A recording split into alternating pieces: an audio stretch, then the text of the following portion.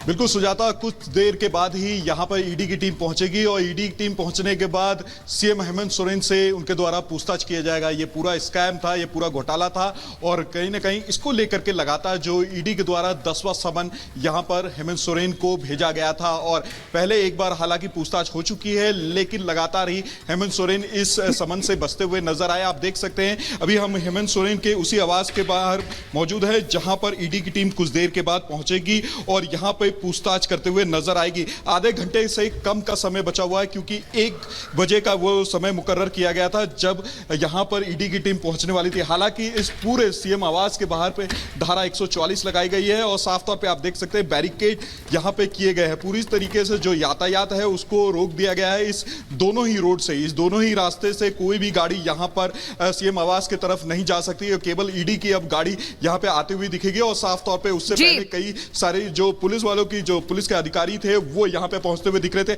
आपने देखा कि किस तरीके से बहुत ही महत्वपूर्ण जानकारी आप दे रहे हैं। इस खबर पर नजर बनाए रखिए, फौरन आपके पास लौटेंगे। फिलहाल के लिए बहुत शुक्रिया। और अब से कुछ देर बाद जेएमएम के विधायकों की बैठक शुरू हो जाएगी और फिर होगी ईडी से पूछताछ।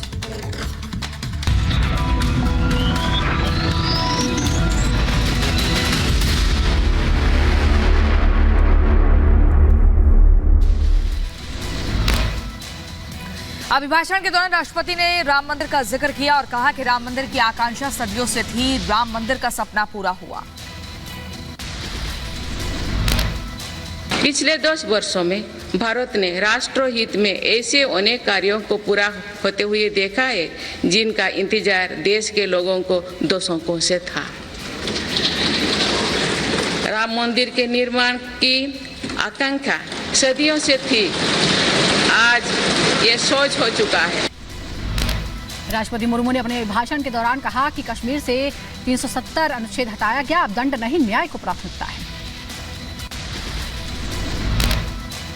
जम्मू कश्मीर से आर्टिकल 370 हटाने को लेकर शंकाएं थी, आज वो इतिहास हो चुकी है। राष्ट्रपति द्रौपदी मुर्मू ने 3 तलाक का भी जिक्र किया और कहा कि दशकों के अटके काम 10 साल में पूरे हुए। ट्रिपल तलाक पर सख्त कानून बनाया गया। इसी संसद ने 3 तलाक के विरुद्ध कड़ा कानून बनाया है।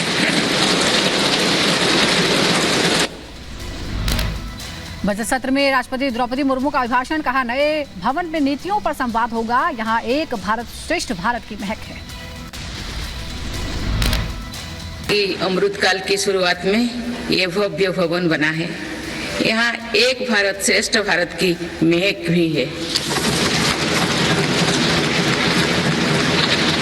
भारत की सभ्यता और संस्कृति की चेतना भी है। अपने अभिभाषण में राष्ट्रपति मुर्मू ने कहा, भारत ने सफलता के साथ आदित्य मिशन लॉन्च किया, चंद्रयान 3 की सफल लॉन्चिंग हुई, भारत ने तेजी से विकास किया। चंद्रमा के दक्षिण ध्रुव पर झंडा फहराने वाला पहला देश बना। भारत ने सफलता के साथ आदित्य मिशन लॉन्च किया, धरती से 15 लाख किलोमीटर दूर अपनी सैटेलाइट पहुंचाई। बजट सत्र पर पीएम मोदी का बयान, कहा संसद ने गरिमापूर्ण फैसला किया, संसद ने बनाया नारी शक्ति अधिनियम कानून, नारी शक्ति के साक्षात्कार का पर्व। निर्मला सीतारमण जी के द्वारा इंटरिम बजट एक प्रकार से ये नारी शक्ति के साक्षात्कार का पर्व है। पीएम ने विपक्ष पर बोला हमला, कुछ लोग आदतन हुड़दंग करते हैं, ऐसे लोग आत्मनिरीक्षण करें, आलोचना तीखी हो, हुड़दंग ना हो। जो आदतन लोकतांत्रिक मूल्यों का चीरहरण करते हैं, आज जब आखिरी सत्र में मिल रहे हैं तब जरूर आत्मनिरीक्षण करेंगे। बजट सत्र से पहले पीएम मोदी का बयान, कहा देश को 2024 वर्ष का पहला राम चुनाव से पहले आखिरी बजट, कल सीतारमण देश में पेश करेंगे देश का बजट। इस बार एक दिशा निर्देशक बातें लेकर के देश की वित्त मंत्री निर्मला जी हम सबके सामने कल अपना बजट पेश करने वाली है। आज से संसद का बजट सत्र, आज लोकसभा में विशेषाधिकार समिति की रिपोर्ट पेश की जाएगी। झारखंड के मुख्यमंत्री हेमंत सोरेन से पूछताछ करेगी ईडी। आज दोपहर 1 बजे सीएम सोरेन से पूछताछ। रांची में धारा 144 लागू, सीएम आवास से लेकर विधानमंडल तक सुरक्षा के कड़े इंतजाम। ईडी दफ्तर से 100 मीटर की परिधि में धारा 144 लागू। रांची में 7000 जवान तैनात किए गए। थोड़ी देर बाद जेएमएम विधायकों की बैठक हो सकती है। ईडी की पूछताछ से पहले विधायकों की बैठक। रांची में मौजूद सोरेन समर्थक विधायक। जेएमएम के अंदर के मतभेद उजागर, कल की बैठक से 4 एमएलए नदारद। सूत्रों के हवाले से खबर, मीटिंग में नहीं शामिल हुए थे बसंत सोरेन, सीता सोरेन, लोबिन हेम्ब्रॉम और चमरा लिंजी। अर्जुन मुंडा का हेमंत सोरेन पर हमला, कहा राजनीतिक रंग देने की हो रही कोशिश, भ्रष्टाचार का मामला है, निष्पक्ष तरीके से जांच हो रही है।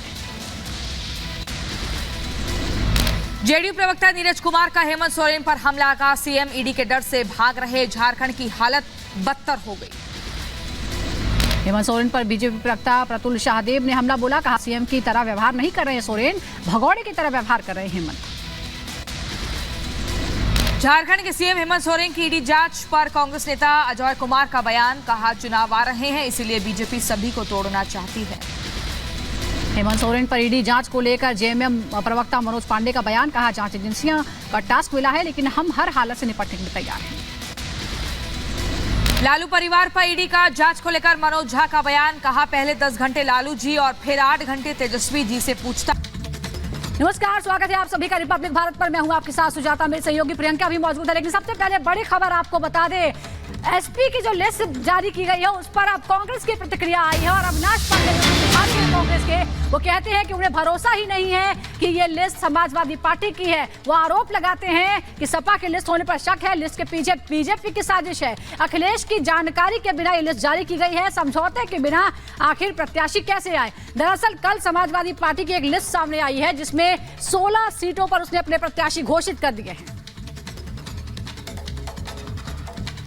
मुझे तो थोड़ा सा कामना जी शक होता है कि ये जो लिस्ट है वाकई में समाजवादी ने, मुझे नहीं लगता कि होगी। ये कोई भारतीय जनता पार्टी या विरोधी दल की कोई साजिश दिखती है जहां पर इस प्रकार की घोषणा कर रहे हैं, क्योंकि लिस्ट की घोषणा करना, लिस्ट इस प्रकार से नामों की घोषणा करना, कोई ऐसा समझौता हुआ ही नहीं है, जो मैं इस पर सिरे से नकारता हूं।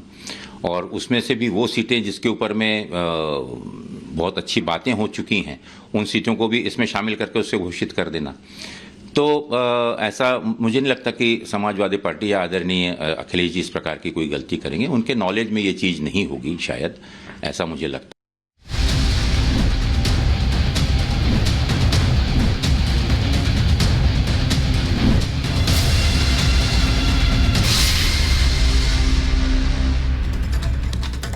और इसी बीच अगली बड़ी खबर आपको बता दें, अब से कुछ देर बाद झारखंड के मुख्यमंत्री हेमंत सोरेन से पूछताछ होगी।